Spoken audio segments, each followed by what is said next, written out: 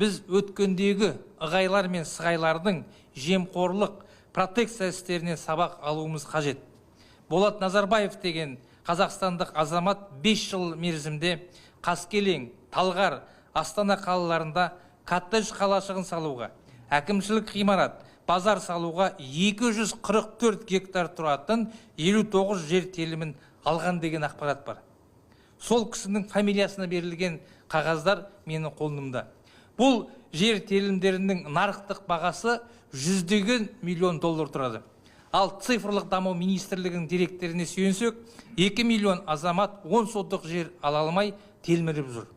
Бұл неткен әлеуметтік теңділік? Конституциядағы теңдік принциптері қайда? Осындай әлеуметтік диспропорция халықтың ашуын тудыратыны сөзсіз.